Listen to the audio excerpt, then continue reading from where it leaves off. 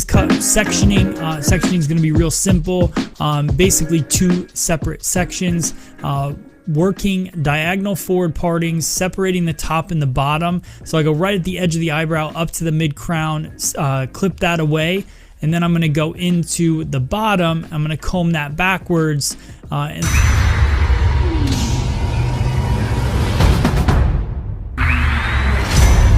today's cut sectioning. Sectioning is going to be real simple. Basically two separate sections. Working diagonal forward partings, separating the top and the bottom. So I go right at the edge of the eyebrow up to the mid crown, clip that away, and then I'm going to go into the bottom. I'm going to comb that backwards, and then I'm going to work a diagonal back line to separate that low crown occipital bone area with another triangle. So just separating that, and then I can go in with my clipper and clipper off that entire bottom section. So for me, I'm going in with a clipper because I can work quickly and really get that hair removed, and it's going to give me a very similar, if not the same result as doing scissor over comb. So you guys can decide what technique you want to use, but I'm going to go through and just quickly work that clipper. Clipper's all the way closed at its shortest point at a number 3 guard. So I go through, I work that off. Then I'm going to go in and polish that doing clipper over comb. So comb choice for me, this is a YS Park comb, but any of you guys, if you just get a clipper, a comb that is as wide as the clipper, that tends to work really, really well. So you can just go through there. Now I take my trimmer, my T-trimmer, and I work that around. And now we're going to get into the cut with the tri-razor. I'm going to use the tri-razor to sketch out my lengths and to really create some soft lines throughout the cut. And then I'll do some fine tuning with the scissor as well at the end.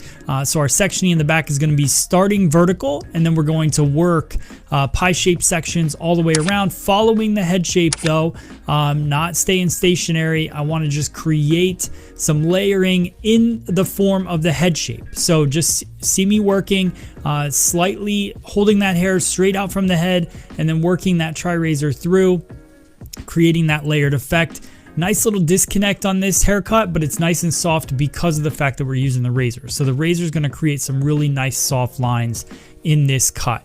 I work my way all the way around the head, the same exact way, pie-shaped sections or diagonal forward sections if you want to say that. And then you can see that we've got our length. Now we're going to work our way through the top. The way that I'm going to do this is I'm going to cut it at 90 degrees or at a rounded kind of shape around the head.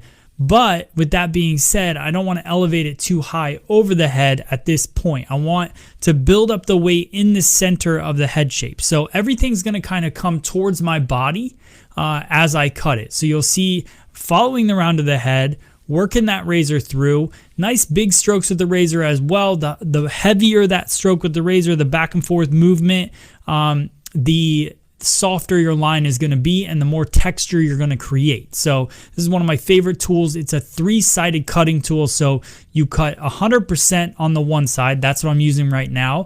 But you did possibly see me go in and I used the 25% cutting side just to remove a little weight in that fringe area as well. So very versatile. It's kind of my Swiss Army knife. I use it on almost every single haircut that I do, along with using a scissor, because I don't think one tool fits all. But it's a great tool to have in your back pocket, literally, and pull it out whenever you need it to create some texture, movement, remove some weight, and you can see the effect that it's giving this haircut here.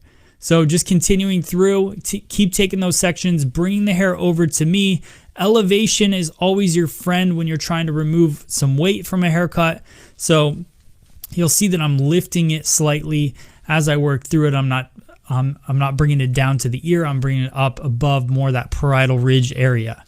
If you guys are confused on any of the terminology that I'm using in this video or any of my videos that you watch, let me know in the comments, first off. But second, I do have an FSE digital hair cutting system available on Shop FSE. It's $49.99. It's got a PDF book that talks about terminology. There's 8 step-by-step exclusive haircuts for that system, and it really walks you through and tells you guys how to do all the basic haircuts so that you're starting off on the right foot, especially if you haven't really studied up in a while or you're just getting out of school. It's a great tool for you to train yourself or your team or your salon, whatever it is.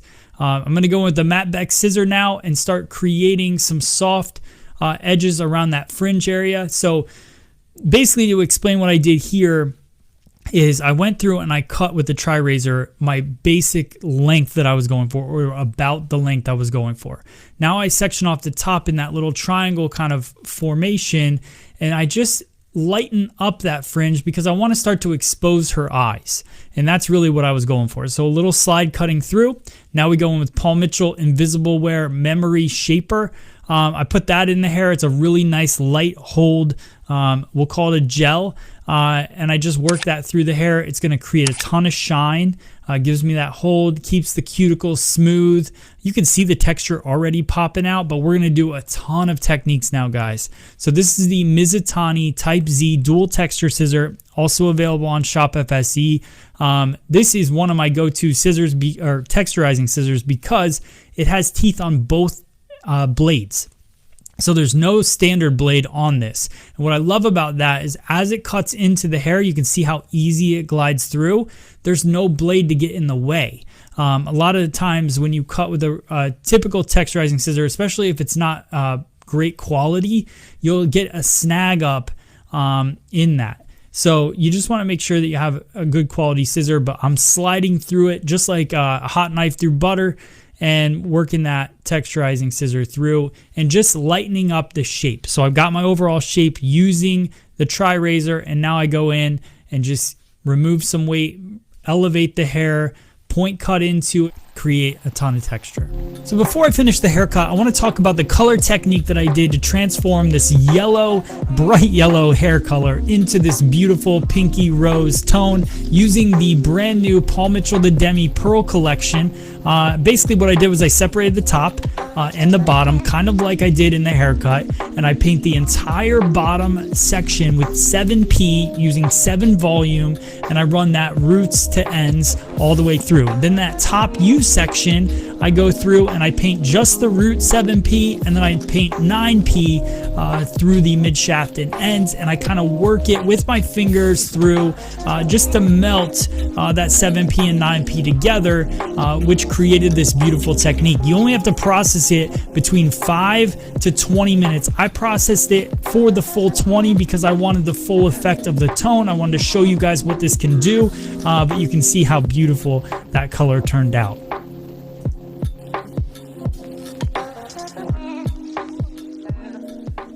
All right, so finishing off with a little slide cutting with the texturizing scissor, then I'm going to switch back, go to my standard Matt Beck scissor. This is a 5-inch scissor. I'm going to do some slide cutting right in the front, lifting the fringe up. Again, this is kind of your artistic vision. So the more texture you want, the more you do it. If you want to expose the eye a little bit more, a little bit of slide cutting. Slide cutting is such a great technique to just soften the haircut.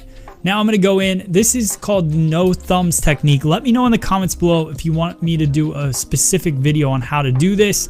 But basically you just pinch the scissor, you take your thumb out of it, and you work your way up and down. That's going to just lighten up the shape, add a little bit extra texture in there as well. But again, let me know if you want to learn that. All right, so this is Paul Mitchell Invisible Wear Cloud Whip. I love this product because it's so light. It's not like a typical wax or anything like that. It's very, very light, so you're going to get all the natural texture is going to come out when you put this in the hair. And obviously, because we cut the hair this way, it's got a lot of nice natural texture anyways. And you guys can see beautiful hair color from Paul Mitchell. The Demi, this is the new Pearl line. I was blown away with how it was able to take bright yellow hair and turn it into this beautiful smoky